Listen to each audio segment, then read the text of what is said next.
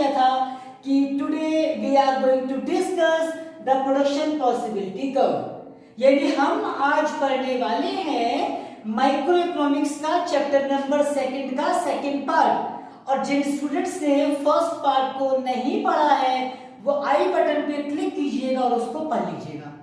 First video में, इस chapter के फर्स्ट वीडियो में हमने डिस्कस किया था the central problems of an economy which were what to produce, how to produce and for whom to produce. आज हमें पढ़ना है प्रोडक्शन पॉसिबिलिटी कर्व, पीपीसी। होता क्या है, डेफिनेशन लिखिए जरा, उसको पढ़ते हैं कि production possibility curve is a curve showing different possible combinations of two goods with the available resources. यानी मान के चलिए, अजम्पशंस का मतलब क्या होता है, रिमेन कांस्टेंट, ऐसा हम मान लेते हैं। मान लीजिए किसी इकोनॉमी में एक प्रोड्यूसर के पास प्रोड्यूस करने के लिए सिर्फ दो ही गुड्स हैं, एक का नाम ए, दूसरे का नाम बी, या एक का नाम एक्स, दूसरे का नाम वाई, कुछ भी, मतलब दो गुड्स हैं, ना तो दो से कम है और ना ही दो से ज्यादा है। तो रिसोर्सेज आपको गिवन है पहले से। दूसरा अजम्पशन है given resources are fully utilised, यानी जो आपके पास रिसोर्सेज है ना, आपको वो एफिशिएंटली फुली यूज करने हैं, ना तो रिसोर्सेज को बचाना है और ना ही एक्स्ट्रा की डिमांड करनी है, जितना है सबका प्रयोग करना है। और तीसरी बात, टेक्नोलॉजी रिमेन कांस्टेंट। दोनों ही प्रोडक्ट्स को प्रोड्यूस करने के लिए आपने जिस टेक्निक को ऑप्ट कर लिया एक बार, वही चलती रहेगी कॉन्स्टेंटली। या तो लेबर इंटेंसिव टेक्निक तो वो चलती रहेगी, और अगर if you have opted the capital intensive technique तो वो चलती रहेगी। तो रिसोर्सेज लिमिटेड है, गिवन है, उनको इफेक्टिवली एफिशिएंटली यूटिलाइज करना है और टेक्निक को चेंज नहीं करना। इन तीनों असम्पशंस को ध्यान में रख के जब आप प्रोडक्शन करते हैं और जिस कर्व के द्वारा उनको दिखाया जाता है, उस कर्व को प्रोडक्शन पॉसिबिलिटी कर्व कहा जाता है। मैं बना के सिखा देता हूं। पहले आपको मैं सिखाऊंगा production possibility schedule. Production possibility schedule. जैसे आपके पास दो तरह के प्रोडक्ट हैं, एक प्रोडक्ट ए है, एक प्रोडक्ट बी है, या कमोडिटी ए है, कमोडिटी बी है, और आपके पास गिवन रिसोर्सेज फिक्स है, लिमिटेड। मान लीजिए 100 रुपए हैं आपके पास, मान लीजिए रिसोर्सेज आपके पास 100 रुपये है। अब 100 रुपये आपको पूरे के पूरे कंज्यूम करने हैं और ये दो ही प्रोडक्ट बनाने हैं, या तो ए बनाना है या बी बनाना है, और थोड़ा थोड़ा दोनों बनाना है। ठीक है, मान लीजिए ये 10 रुपए का एक है, एक पीस, और बी प्रोडक्ट है 5 रुपए का एक। ठीक है, अगर आपने पूरे 100 रुपए से एक प्रोडक्ट बना लिया जो कि 10 रुपए का एक है, तो number of units 10 you will be able to produce. लेकिन बी के लिए कुछ नहीं बचेगा क्योंकि आपके पास पैसे नहीं बचे। सपोज आपने इसके 8 पीसेस बनाए, 10 रुपए का एक पीस है, 8 पीसेस यू आर प्रोड्यूसिंग, तो 80 रुपीज स्पेंड हो गए। टोटल 100 रुपीज थे, 80 चले गए, बाकी बचे 20 रुपीज से आपको बी प्रोडक्शन करना है जो कि 5 रुपए का एक है। How many pieces you will be able to produce, 20 divided by 5, मतलब 4 पीसेस। अगर आपने सपोज इसके 6 पीसेस बनाए, 10 रुपए का एक है, 6 पीस बनाए, 60 रुपए हो गए। टोटल आपके पास 100 रुपीज है। 60 you spend on the resource A, the left amount is 40. For the B, 5 rupee per piece, 40 division by 5, it will be 8. है ना? जितना ये कम होता जाएगा उतना ही आप इसको ज्यादा प्रोड्यूस करने में कैपेबल होंगे, बिकॉज आपके पास अल्टीमेटली रिसोर्सेज लिमिटेड थे और गिवन। मान लीजिए आपने इसको बनाया, एक भी पीस नहीं, तो आपके पास 100 रुपए पूरे बचे हैं। 5 रुपए का एक पीस के हिसाब से how many pieces you will be able to produce, 20। This is called production possibility schedule.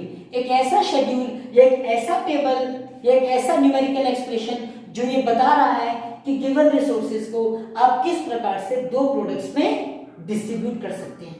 ये था प्रोडक्शन पॉसिबिलिटी शेड्यूल। अब बनाते हैं production possibility curve.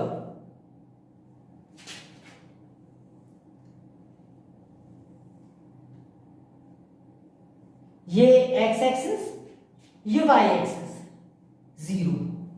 A category या ए प्रोडक्ट को आपने वाई एक्सिस पे रखा और बी प्रोडक्ट को आपने एक्स एक्सिस पे रखा।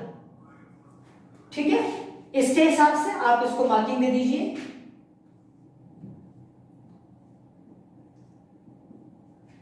और एक्स एक्सिस पर बी प्रोडक्ट रखिए।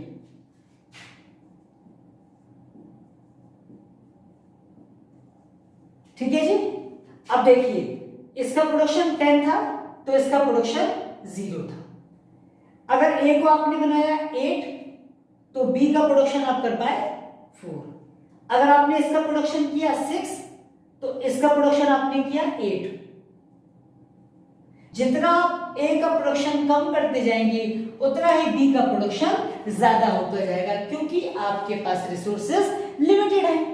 अब आपने इन सारे पॉइंट्स को एक ग्राफ के द्वारा ऐसे मैच किया तो ये जो कर्व बनाना, इसको बोला गया प्रोडक्शन पॉसिबिलिटी कर्व। अब डेफिनेशन के हिसाब से समझ लीजिए कि प्रोडक्शन पॉसिबिलिटी कर्व एक ऐसा कर्व है जो शो कर रहा है डिफरेंट पॉसिबल कॉम्बिनेशंस। ये है कॉम्बिनेशंस, पहला कॉम्बिनेशन 10 और 0 का, दूसरा कॉम्बिनेशन 8 और 4 का, तीसरा कॉम्बिनेशन 6 और 8 का, अप टू सो ऑन। ये कॉम्बिनेशंस चलते जा रहे हैं और दो गुड्स हैं, एक ए है और एक बी है। रिसोर्सेज आपके पास लिमिटेड थे, तो अपने लिमिटेड रिसोर्सेज से जब आप दो तरह के प्रोडक्ट को प्रोड्यूस करते हैं और उनके कॉम्बिनेशंस को जिस कर्व के द्वारा दिखाते हैं उस कर्व को बोला जाता है प्रोडक्शन पॉसिबिलिटी कर्व। आया समझ में? ठीक है। Now let us connect the PPC with the central problems. Topic का नाम बनता है पीपीसी एंड सेंट्रल प्रॉब्लम्स, यानी हमने जो पीपीसी का भी कर्व समझा ना, उसको सेंट्रल प्रॉब्लम से अटैच करते हैं कि किस प्रकार उसका रोल होता है। पहली प्रॉब्लम क्या थी आपकी? व्हाट टू प्रोड्यूस, कि क्या बनाया जाए। जैसे मान लीजिए ये आपका वाई एक्सिस और एक्स एक्सिस, यहां पर मान लीजिए कैपिटल गुड्स है और यहां पर आप बना रहे हैं कंज्यूमर गुड्स। ठीक है, और ये कैपिटल गुड्स की क्वांटिटी है, ये कंज्यूमर गुड्स की क्वांटिटी है, इनको मिला के आपका ये कर्व बन रहा है। अगर आप कंज्यूमर गुड्स को ज्यादा प्रोड्यूस करना चाहते हैं फ्रॉम OR टू OR1, आप कंज्यूमर गुड्स का प्रोडक्शन OR से बढ़ाकर OR1 करना चाहते हैं। आपको पता है कि रिसोर्सेस लिमिटेड हैं, कंज्यूमर गुड्स को ज्यादा बनाने के लिए आपको कैपिटल गुड्स का प्रोडक्शन कम करना पड़ेगा। जैसे इसका लाइन है OP, तो इसको OP से रिड्यूस करके OP1 तक करना पड़ेगा और आपका नया कर्व फिर इस प्रकार बन के जाएगा, है ना। व्हाट टू प्रोड्यूस यानी आप क्या बनाना चाहते हैं, जितना कंज्यूमर गुड्स को ज्यादा बनाना चाहेंगे उतना ही आपको कैपिटल गुड्स को कम बनाना पड़ेगा। ये आपकी प्रॉब्लम है क्योंकि रिसोर्सेस लिमिटेड है। दूसरी प्रॉब्लम है हाउ टू प्रोड्यूस, कि कैसे बनाया जाए। ठीक है, ये वाई एक्सिस, ये एक्स एक्सिस, मान लीजिए कि ये आपका प्रेजेंट में प्रोडक्शन पॉसिबिलिटी कर्व है और आप बना रहे हैं with the help of labour intensive technique. अब मान के चलो उस इकोनॉमी में कैपिटल इंटेंसिव टेक्निक को अडॉप्ट कर लिया जाता है, इसका मतलब प्रोडक्शन ज्यादा होगा, तेज गति से होगा, and both the products Y and X या ए और बी अब ज्यादा प्रोड्यूस हो पाएंगे। ये भी ज्यादा बन पाएगा और ये भी ज्यादा बन पाएगा, जिससे नया कर्व आपका शिफ्ट हो जाएगा टुवर्ड्स राइट। यानी जो राइटवर्ड लाइन होगी उसे कहेंगे कैपिटल इंटेंसिव टेक्निक से माल बना है, और जो लेफ्ट हैंड साइड की लाइन है या कर्व का पॉइंट है उसे कहेंगे कि वो लेबर इंटेंसिव टेक्निक से बना है। जितना ज्यादा मशीन का यूज होता है ना, प्रोडक्शन उतना ही दोनों प्रोडक्ट्स का ज्यादा हो पाता है। और तीसरी प्रॉब्लम है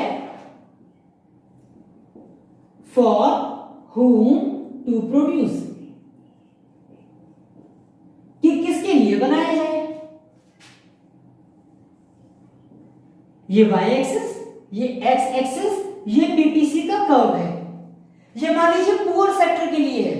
now if you are producing the goods for the rich sector, अगर रिच के लिए बनेगा तो मैंने बताया था प्रोडक्शन ज्यादा होगा, लग्जरियस प्रोडक्ट होगा जिसकी वैल्यू ज्यादा होगी और देश का जीडीपी बढ़ेगा, तो इसका प्रोडक्शन भी ज्यादा होगा और इसका प्रोडक्शन भी ज्यादा होगा।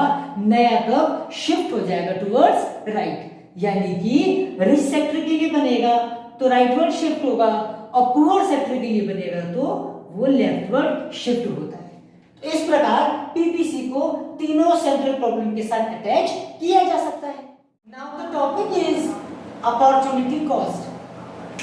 Cost of availing one opportunity in terms of loss of other opportunity. As I told you कि आपके पास दो ही रिसोर्सेज हैं, एक का नाम A है और एक का नाम B है। अगर आप B को ज्यादा अवेल करना चाहते हैं तो आपको A को सेक्रीफाइस करना पड़ेगा ना। So that sacrifice cost is called the opportunity cost. समझ लो,